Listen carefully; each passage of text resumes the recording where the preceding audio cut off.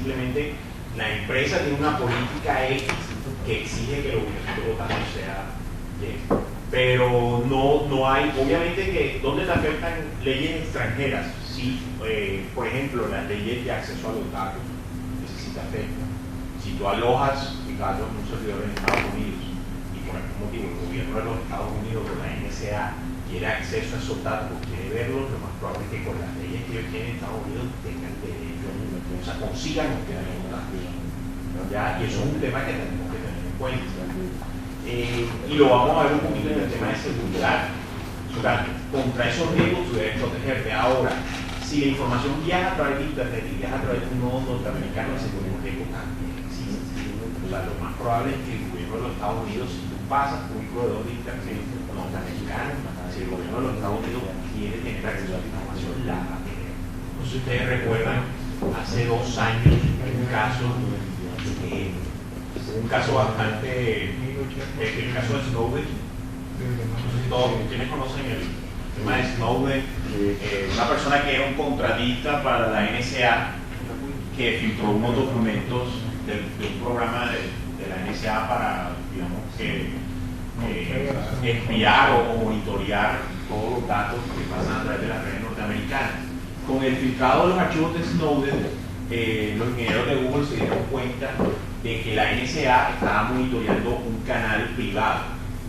Son enlaces. Ellos entre sus data centers, por ejemplo, si ellos tienen un data center en el norte de Carolina del Norte y otro en Palo Alto, esos data centers se conectan por fibras alquiladas, como si nosotros aquí le alquiláramos un canal privado por internet. Ellos normalmente, como eso era una red privada y se supone que esa fibra era de ellos, era una fibra oscura, ellos no cifraban esos datos que pasaban entre esos 2 data centers. Con el escándalo de Snowden, ellos se dieron cuenta que la NSA estaba monitoreando esos datos y decidieron cifrar inclusive las comunicaciones entre sus mismos data centers. Entonces, con el tema regulatorio, el tema de Estados Unidos, una pregunta muy común acá, prácticamente si tu información toca un nodo o toca un proveedor de internet, toca un data center, toca algo en los Estados Unidos, lo más probable es que la NSA tenga acceso a él. ¿Qué debes hacer tú? Lo mismo que hizo Google, o sea, es tu responsabilidad en las capas que tú manejas, y ahora vamos a ver en las capas que nosotros manejamos en cada tipo de servicio en la nube, implementar los mecanismos para proteger la información. Entonces, si tú alquilas un servidor virtual y tú eres responsable de la capa del sistema operativo, es tu responsabilidad, por ejemplo, implementar mecanismos de comunicación cifrado, implementar almacenamiento en discos cifrados. Como es una máquina virtual, son discos duros virtuales, tú puedes formatear esos discos duros como si fuera un disco duro real. Entonces tú le puedes aplicar cualquier tipo de formato, cualquier tipo de sistema de archivos que tú designes. Entonces, si tú vas a almacenar información de cierta confidencialidad, por lo menos lo mismo que deberías hacer es cifrar. Lo mismo que harías aquí in-house, cifrar el contenido, usar un sistema de archivos cifrado para que alguien que tenga acceso físico al disco no pueda leer tan fácilmente la información. Ahora, eso también es un pro y contra. En el mismo reporte de Snowden se dio cuenta también de que la NSA le presta más atención a la información cifrada que a la no cifrada, porque ellos asumen que si la estás cifrando porque tienes algo que esconder. Entonces, es relativo, pero eso pasa esté donde estés. Listo. ¿Alguna otra pregunta? Bueno, chicos, entonces ahora vamos a ver las clasificaciones de los servicios en la nube. Hay 2 tipos de clasificaciones principales. La primera es por la propiedad o no propiedad del servicio, y es lo que hablamos cuando hablamos de nube privada, nube pública, nube híbrida. Esa la vamos a ver después. Y la primera es por el tipo de servicio. Y esa clasificación es la familia AS, que viene de as a service. La clasificación se hace con base a qué servicios nos presta el proveedor y qué servicios son responsabilidad de nosotros como usuarios. Chicos, ¿cómo vamos por la asistencia? ¿Por dónde va la hojita? La hojita andando.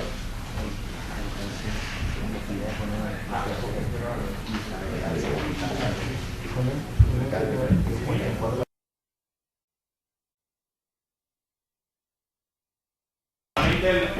clasificación por tipo de servicio se da por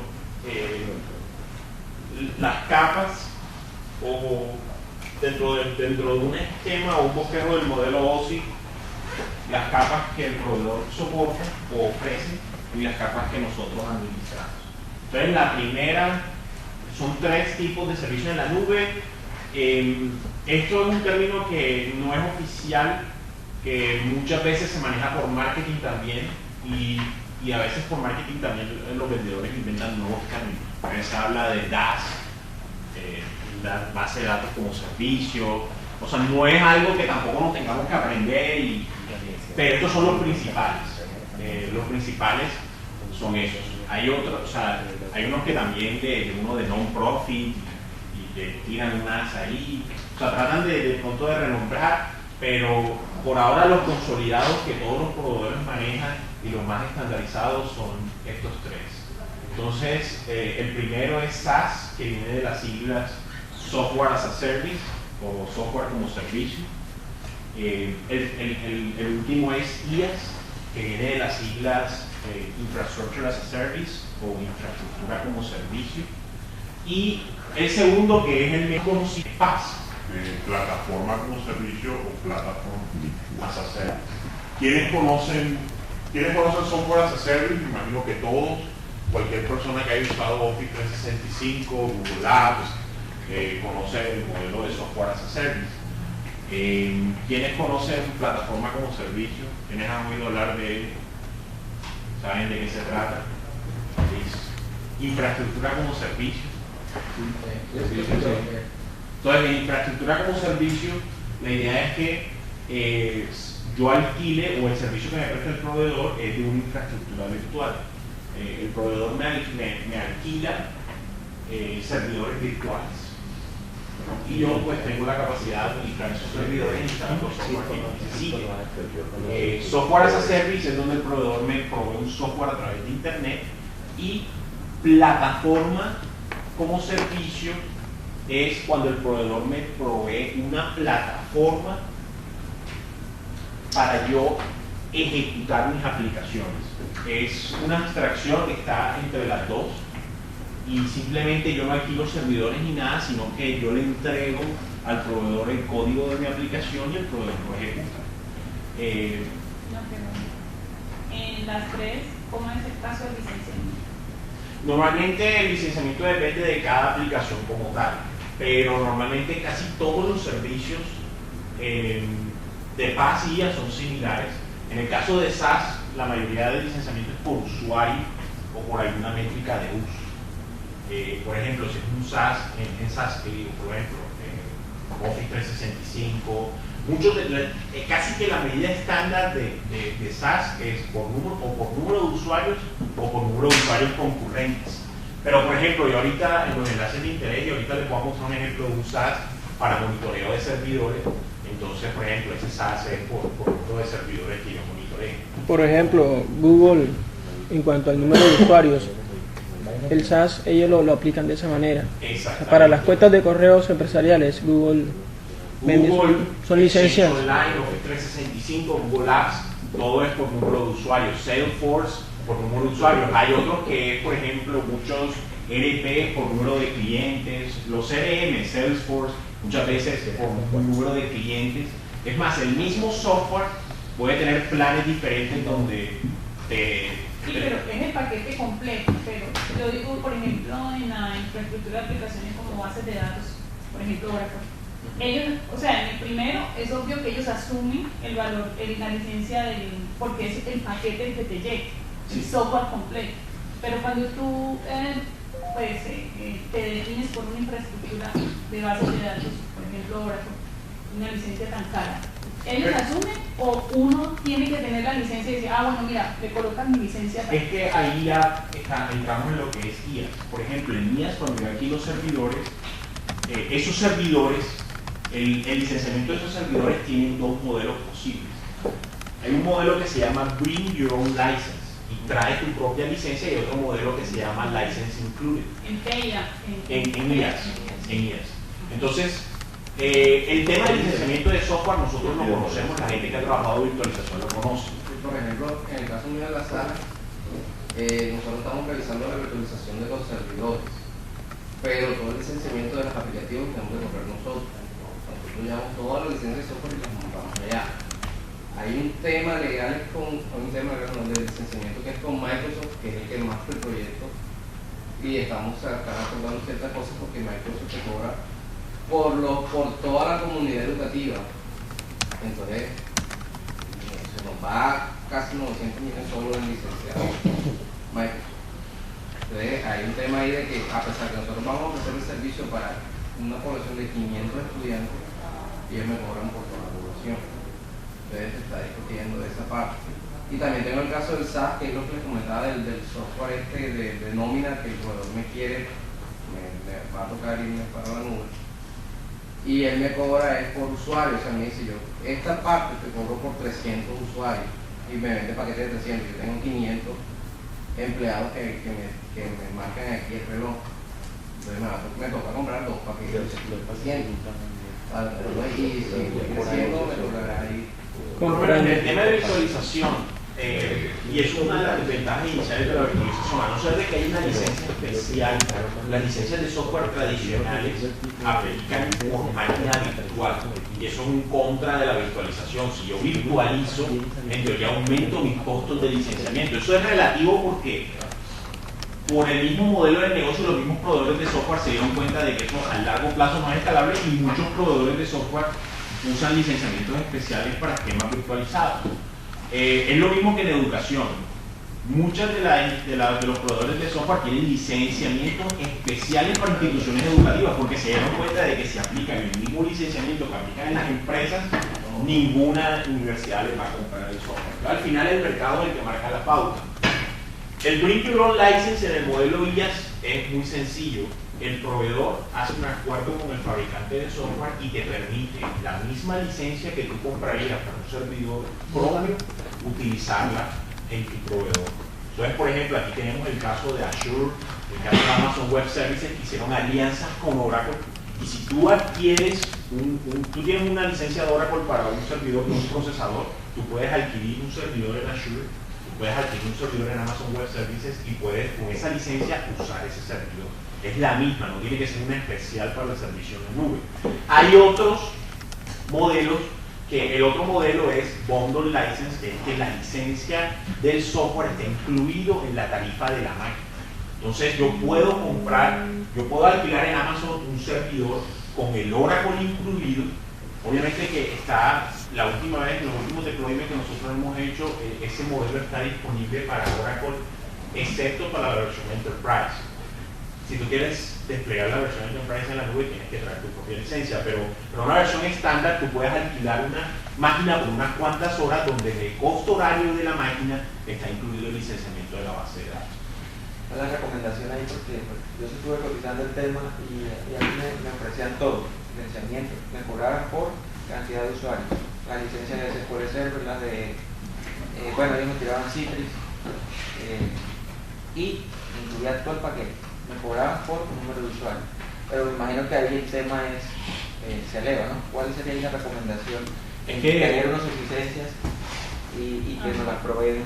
Es que depende de tu aplicación, depende de las necesidades. O sea, como les dije yo al principio, al final cada aplicación es un mundo diferente. O sea, puede haber una aplicación de que un modelo de licenciamiento le sea más económico que otro. O sea, si tu aplicación usa mucho, eso pasa, por ejemplo, con Oracle mucho, que compro licencia por cantidad de procesamiento, por número de procesadores o por número de usuarios, porque Oracle también te ofrece esos dos modos de licenciamiento, depende. Si el uso que le vas a dar a la base de datos tiene muchos usuarios, pero los queries son muy sencillos y no vas a usar mucho procesamiento, coge la de un procesador. Pero si tú necesitas, son pocos usuarios, pero están haciendo, yo no sé, inteligencia de mercado, están usando una aplicación que hace query cada 2 segundos, entonces mejor coge la licencia por usuario. O sea, al final tú tienes que conocer todos los modelos y para cada aplicación, para cada caso en particular, escoger el modelo que más te beneficie.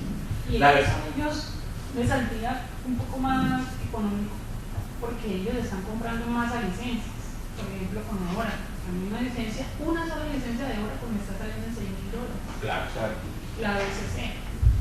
Por eso, entonces, si tú, por ejemplo, compras IaaS y compras una base de datos como servicio y compras una licencia de Oracle por horas, te puede salir más beneficioso si, por ejemplo, la necesitas para un proyecto que dura unos cuantos meses. Que es lo que pasa mucho con el tema de software as a service. Uno de los grandes casos de uso, y lo vamos a ver, es proyectos temporales. No es que yo necesito pueda lanzar una aplicación solo por 6 meses. Y pasa, o sea, hoy en día, hay aplicaciones para casi que cualquier tipo de utilidad. Puede haber una aplicación que tú solo usas una vez y ya. Era, no sé, una aplicación para hacer un estudio de mercado, que nada más vas a hacer una sola vez, o que vas a hacer una vez cada 5 años. Entonces no tiene sentido comprar una licencia por un software que tiene ese uso tan esporádico. Alquilar la licencia por 6 meses. Exactamente. Aquí les pongo el modelo de la capa OSI. Las casillas, o sea, es un modelo abstracto, no es el supermodelo OSI. Y trata de representar las capas en los diferentes modelos. Las casillas que están en rojo son los servicios que nosotros como cliente, el proveedor nos provee, y las que están en gris son las que nosotros como cliente Diapositiva 2. Entonces tenemos estas diferentes capas. La primera es la de aplicación, la segunda es la de datos, la de ejecución, la de middleware, la del sistema operativo, la capa de virtualización, la capa de servidores o la capa física y la capa de almacenamiento. Estas son las capas que normalmente rigen. En el caso de software as a service, el proveedor nos entrega todo. Yo no sé en qué se escribió Office 365, yo no sé esa aplicación en qué fue desarrollada, yo no sé si fue C++, si la página web está en .NET, si está en PHP, yo no tengo ni idea, porque el proveedor me entrega la aplicación y yo no tengo nada que ver con esa capa. Los datos no sé dónde están alojados. ¿Quién sabe dónde están alojados los datos de Office 365? Tengo un overview, yo sé cuántos data centers tiene Microsoft, pero si yo sé mis datos exactamente en cuáles data centers, en cuáles IP, o si eso es SSD, un disco duro de estado sólido, o es un disco duro físico, o cinta de backup, no tengo ni idea de la capa de datos. Lo mismo runtime, middleware, sistema operativo. Obviamente porque es Microsoft. Sé que probablemente esté Windows Server, pero quién sabe, de pronto tiene un Linux. Lo de Google puede estar en cualquier tipo de servidores, puede ser AIX, puede ser Linux. No tengo ni idea Google Apps qué sistema operativo utiliza. Ellos qué sistema de virtualización tampoco. Lo mismo, asumo que Microsoft usa Hyper-V. Sería muy gracioso que no lo usara, pero no tengo ni idea de cómo lo tiene configurado ni nada. En el tema de plataforma como servicio, lo que les dije, nosotros somos responsables de la aplicación y los datos. La ejecución para abajo yo no afecto en nada. Entonces, ¿qué significa eso? Para yo, en plataforma como servicio, yo entrego el código, es una plataforma web donde yo monto el código de mi aplicación, tengo una base de datos como servicio donde yo puedo hacer importación de datos y exportación, obviamente, y el proveedor se encarga de ejecutar el código. Normalmente me cobran por número de iteraciones o cantidad de procesamiento que ese código utilice por debajo. Normalmente ellos utilizan alguna medida propietaria, por ejemplo, el número de ciclos de CPU. Tiene algún nombre que difiere de proveedor en proveedor, con base al cual, ellos hacen el cobro. Eso siempre es proporcional al número de usuarios que utilicen la aplicación, porque entre más usuarios, más capacidad de cómputo necesita. Y el tercer servicio, que es el que ustedes también conocen, uno de los que ustedes también conocen, es el de infraestructura como servicio. En este servicio, yo soy encargado de la capa del sistema operativo para mí. En infraestructura como servicio, yo alquilo un servidor virtual y yo puedo escoger cualquier sistema operativo que el proveedor soporte para montar mi aplicación. De esta capa para arriba es exactamente igual a que si yo estuviera trabajando con un servidor propio o con un servicio in-house. Si yo instalo una máquina Ubuntu, instalo un Linux, yo soy el responsable y el encargado de instalar todos los programas, todos los plugins, todas las aplicaciones que yo necesite en ese servidor. Y tengo total autonomía para hacer con él lo que me plazca. Lo mismo, el proveedor se encarga de la capa de virtualización para abajo. Hay una idea de cada proveedor qué sistema de virtualización utiliza, pero nosotros no tenemos ninguna potestad sobre él. Entonces, lo único que podemos hacer nosotros y que administramos nosotros es de la capa del sistema operativo para arriba. Lo mismo con el almacenamiento y la red. No sé la ubicación de los datos, no sé qué protocolos de red utilizan, no sé si es que los data centers están conectados con fibra óptica, con enlace electrónico chino, no tengo ni idea. No sé qué proveedores de internet utilizan. De pronto, la mayor ventaja, ¿cuál sería? ¿Disponibilidad? Aquí normalmente la mayor ventaja es disponibilidad, flexibilidad. Normalmente, entre más control tengas, entre más capas tú administres, más flexibilidad tienes. Y eso lo vamos a ver un poquito ahorita. Entonces, por ejemplo, si yo tengo una aplicación que tiene características particulares, que necesita una configuración especial del sistema operativo, yo no la puedo lanzar en paz. No es que la aplicación tiene que correr sobre, hay que meterse en el módulo del protocolo TCP/IP y cambiar un parámetro de 20 a 30. Eso no lo puedes hacer en paz porque tú no tienes acceso al sistema operativo, lo puedes hacer en IaaS. ¿Cuál es la ventaja de las capas que administra el proveedor? En la mayoría de proveedores normalmente es costo o prestaciones.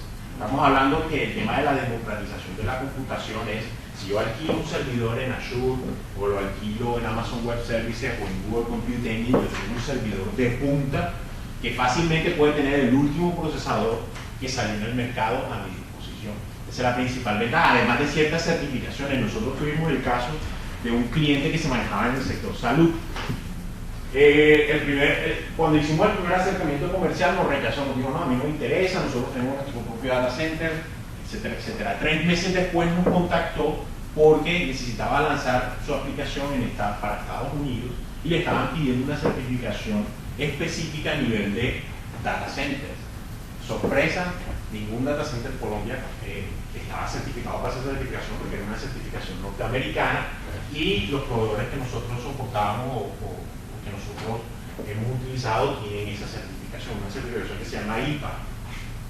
Cualquier data center que tú vayas a utilizar para aplicaciones médicas en Estados Unidos debe contar con esta certificación. Entonces, por eso se vieron forzados, o sea, no forzados, pero digamos que urgidos a contratar el servicio. Entonces pasa mucho, eso es uno de los beneficios de estos servicios. ¿Cuáles son las características de Software as a Service? Yo creo que ustedes lo conocen bastante, de todas maneras es bueno conocerlas. Normalmente tienen acceso web, son administradas centralizadamente, tienen un modelo de uno a muchos. Yo no tengo una versión específica Diapositiva de 3. 365. Una sola versión del software es usada por todos los clientes. Yo no tengo una versión de Office 365 exclusiva para mí. Yo no tengo, no es que yo necesito que me modifiques este pedacito para que sea diferente para mí. No. Es un software aplicado, el mismo software se lo ofrecen a todo el mundo. No se manejan actualizaciones o parches, los que hayan migrado de Office cliente servidor o Office cliente nada más. Documento 38. Office 365 se dan Dispositivo cuenta, 38. los que están empezando a usar Google Apps se dan cuenta de que no se manejan actualizaciones o parches. De hecho, las actualizaciones se despliegan automáticamente y lo que hay que hacer es administración de actualizaciones, gestión del conocimiento para entrenar a nuestros usuarios para que estén preparados para los cambios en el software. Y normalmente tienen APIs. ¿Alguien sabe qué es un API?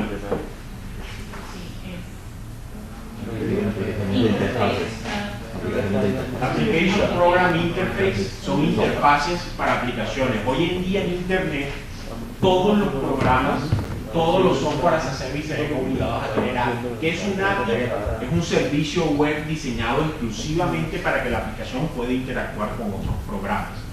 La forma más fácil de explicarlo, nosotros lo podemos ver por las redes sociales. Por ejemplo, Twitter tiene un API y nosotros podemos diseñar programas que lean tweets. Es muy fácil porque podemos utilizar los APIs de Twitter. No sé quiénes han usado clientes de Twitter que no han sido hechos por Twitter, porque precisamente ellos sacaron un API que te permite interactuar. Facebook tiene un API muy estructurado, muy abierto, que se llama el Open Graph, y por eso nosotros todos los plugins, todas las aplicaciones que instalamos en Facebook usan los APIs de Facebook para poder interactuar con la red social. A veces nosotros entramos a una página, si nosotros entramos al New York Times o entramos al Heraldo, muchas veces vemos si un amigo le ha dado le gusta a un artículo o vemos elementos de Facebook ahí. Eso es el API de Facebook que habla con la página del Heraldo y se comunica. Entonces los APIs son una forma estándar de los software desplegados en Internet y de los software as a service para interactuar.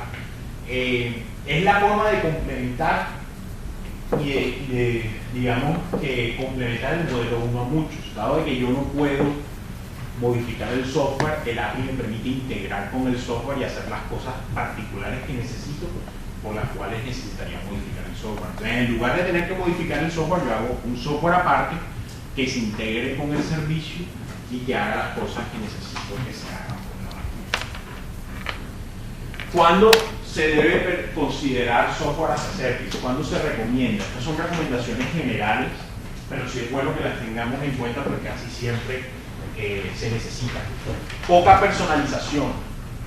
Si tenemos un requerimiento de aplicaciones específicas, no es que esto es una aplicación para una problemática que solo mi empresa tiene, o necesito una aplicación súper personalizada, SaaS probablemente no son una buena alternativa. Si tenemos mucha interacción entre la aplicación y el mundo exterior, el software as a service es una gran ayuda. Por ejemplo, si nosotros migramos nuestros correos electrónicos a la nube y la mayoría de empleados usa los correos electrónicos desde afuera, vamos a tener un alivio o sea, digamos que las necesidades de nuestra conexión a internet van a bajar drásticamente porque vamos a estar más confiados. El nivel de disponibilidad de nuestra conexión a internet va a bajar porque vamos a tener menos interacción entre la red privada y el mundo exterior. Necesidad de acceso móvil o web. La mayoría de software as a service tienen como diferencia competitiva contra los otros tipos de modelos de software es que la mayoría viene con aplicaciones móviles o aplicaciones web bastante eficientes, bastante efectivas. El modelo uno a muchos favorece en este aspecto. Al ser la misma aplicación para muchos usuarios, se puede dedicar muchos recursos de desarrollo para perfeccionar las interfaces móviles o las interfaces web, que hoy en día son más críticas que nunca. Hoy en día, si ustedes hacen un ejercicio y tratan de mirar las veces que ustedes interactúan con algún servicio tecnológico desde sus dispositivos móviles o tablets, va a ser más seguido desde que lo hacen desde los computadores. Si nosotros pensamos cuántos correos lee un presidente, un gerente desde un computador de escritorio y cuántos lee desde un tablet o desde un celular. Entonces, todas esas tendencias que hacen de que la necesidad de un acceso móvil o web sea bastante estricta. Uso temporal o corto plazo. Creo que aquí el compañero, tú mencionaste el ejemplo de SaaS, las licencias de Adobe o de AutoCAD. Si yo voy a montar un proyecto donde necesito un arquitecto que me trabaje en unos planos nada más por 2 meses, ¿qué modelo me sirve más? ¿Pagar una mensualidad por la licencia de AutoCAD mientras la necesita o pagar los $3,000 que paga la licencia de AutoCAD? Entonces